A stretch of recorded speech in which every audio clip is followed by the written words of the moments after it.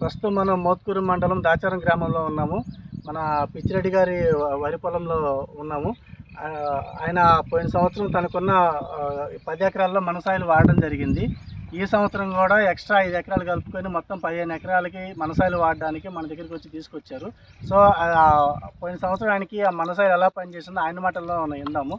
Sir నమస్కారం అండి. నమస్కారం సార్. మీరు మనసాయిలు మన గ్రామంలో కొన్నారు కదా? అవును సార్. పోయిన సంవత్సరం కొన్నారు, మళ్ళీ ఇప్పుడు కూడా వాడడానికి తీసుకొచ్చారు. సో అది ఎలా పనిచేసిందో ఒక్కసారి మా రైతులకి ఎక్స్ప్లెయిన్ చేయండి సార్.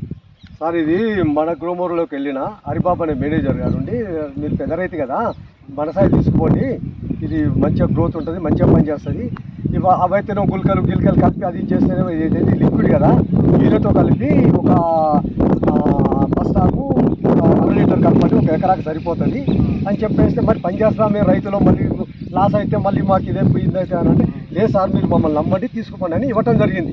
అయితే మేము తీసుకొచ్చినాం. ఫ్రెండ్స్ సార్ ఒక 10 ఎకరాలకు పోవటం జరిగింది. ఇక్కడ ఉన్నది మాత్రం నాకు ఒక 5-5.5 ఇక్కడ ఉంటుంది. అయితే ఇది ఏమైందంటే కలిపి వేసినాం. ఇది ఈవెన్ పిలక వచ్చింది, పురుగుని చంపుద్ది, గ్రోత్ చేను ఎంత పచ్చదనం అంటే అసలు చూస్తే ఇది నా చేనేనా, నా చేనుకు నా తీసి తగులుద్దా అన్నట్టుగా ఇదిగా వస్తుంది సార్. ఇది ఒక వాడి చూస్తే తెలుస్తుంది. ప్రతి రైతు కూడా ఇది వాడాలి సార్. దీని గురించి మేము నమస్కారం పెడుతున్నాం. ఇది ఒక రైతులము, ఈ మనసాయిలు ఇది అంత మంచిగా గ్రోత్ వస్తుంది, అంత మంచి పని చేస్తున్నారు కదా.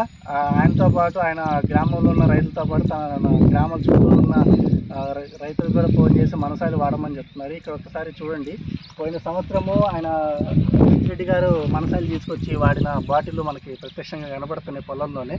ఈసారి రెడీగా ఉంది మనసాయిలు వేయడానికి. ఆల్మోస్ట్ 15 ఎకరాలు ఉంది. ఈ 15 ఎకరాలు మొత్తం కూడా మనసాయిలు వాడడానికి రెడీగా ఉంది. Thank you.